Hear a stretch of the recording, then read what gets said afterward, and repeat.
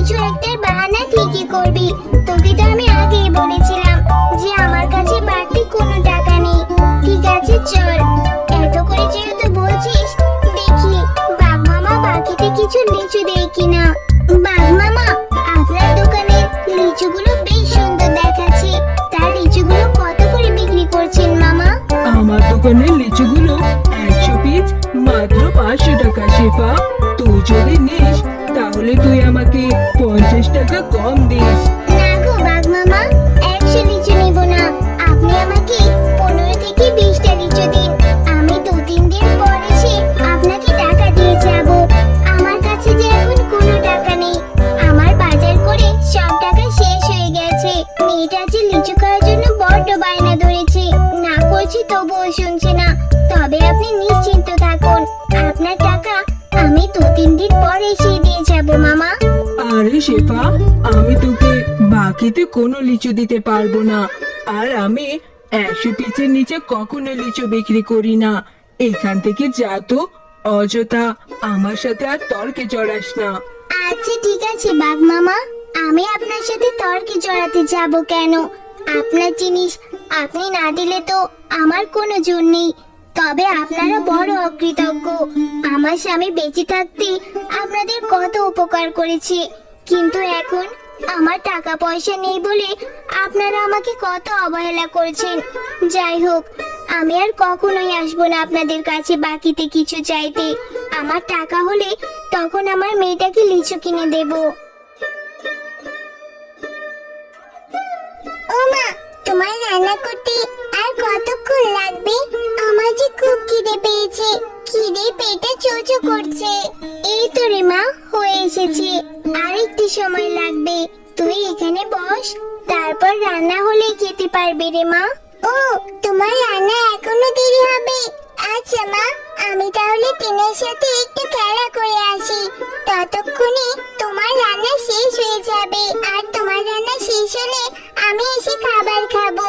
তুই এক্ষুনি বললি না তোর খিদেতে পেটে চুচু দৌড়াচ্ছে, তাহলে তুই কি করে খেলবি? তুই খেয়ে তারপর খেলতে যাবি, এখন কোথাও যাস না। না মা, তুমি চিন্তা করো না, আমি দেরি করব না। এক্ষুনি খেলা করে চলে আসবো, ততক্ষণে তোমার রান্না হয়ে যাবে। আমি জানি রে মিনা, তুই লিচু খেতে পারিসনি বলে তোর মন খারাপ হয়েছে। তুই মন খারাপ করিস না রে মা। আমার টাকা হলে আমি তোকে অনেকগুলো লিচু কিনে দেব। আচ্ছা যা, তাড়াতাড়ি ফিরে আসবি। আমি ভাত বেড়ে তোর জন্য অপেক্ষা করব। টিনা, চল না, আমরা মাঠে গিয়ে খেলা করি। না রে মিনা, আমি তো এখন তোর সাথে খেলা করতে যেতে পারবো না। আমার মা আমাদের বাড়ির পেছনের লিচু গাছ থেকে লিচু পাড়ছে। আমার মা আমাকে ওখানে যেতে বলেছে। আমি আমার মায়ের সাথে গাছ থেকে লিচু পড়ে মজা করে লিচু খাবো। ও, তোরা লিচু পারবি? হ্যাঁ রে, আমারও না অনেক লিচু খেতে ইচ্ছা করে। আজকে বাজারে গিয়েছিলাম, মাকে কত করে বললাম লিচু কিনে দিতে, কিন্তু আমাদের তো অত টাকা নেই রে। তাই আমার মা আমাকে লিচু কিনে দিতে পারেনি। ও, তুই লিচু খাবি? তুই চিন্তা করিস না, আমাদের গাছে অনেক লিচু আছে। আমার মাকে বলবো তোকেও কিছু লিচু দেবে, তারপর তুই আর আমি মজা করে লিচু খাবো। চল চল, আমরা লিচু গাছের ওইখানে যাই।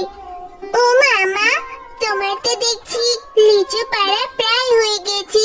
ভালোই হয়েছে। দেখো না মা, আমার সাথে আমি মিনাকেও নিয়ে এসেছি।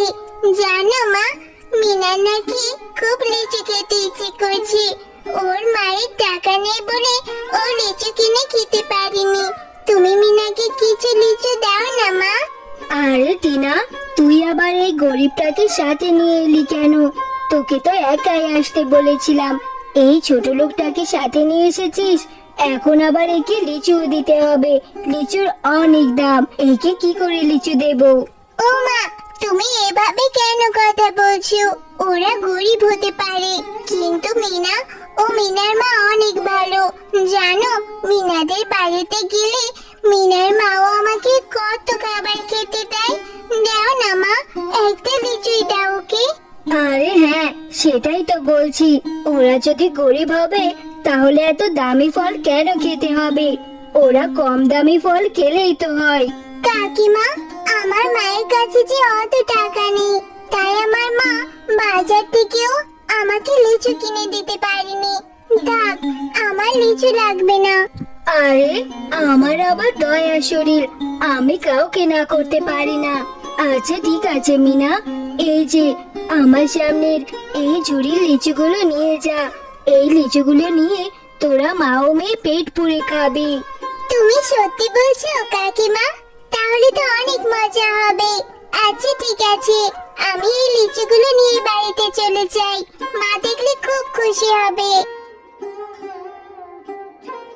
হ্যাঁ রে মিনা, এত দেরি করলি কেন?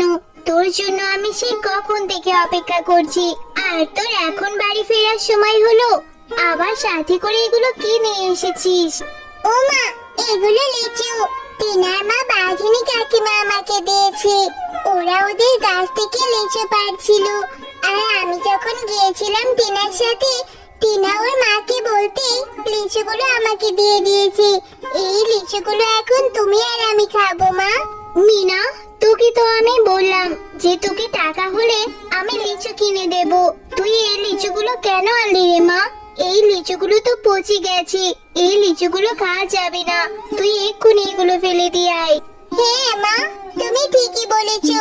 লিচুগুলো দেখতে কেমন যেন মনে হচ্ছে, কোনো সুগন্ধ নেই। আমি এক্ষুনি ফেলে দিচ্ছি। এরপর মিনা লিচুগুলো নিয়ে তাদের বাড়ির পাশের পুকুরে ফেলে দেয়। কি রে মিনা, লিচুগুলো ফেলে দিয়েছিস বলে এখনো মন খারাপ হচ্ছে? তুই চিন্তা করিস না রে মা, আর কষ্ট পাস না। আমার টাকা হলে আমি তোকে অনেক লিচু কিনে দেব, তোকে কথা দিচ্ছি রে মা।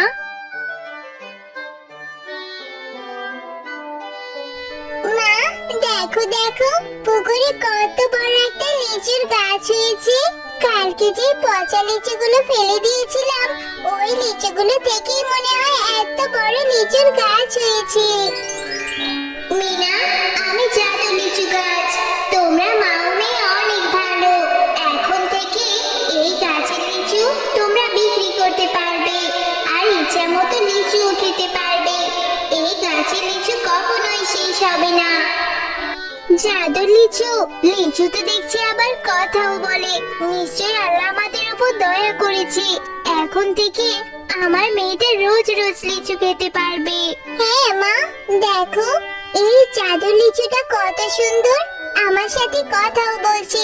ভালো হয়েছে, আমার কথা বলার মতো একটা বন্ধু হয়েছে।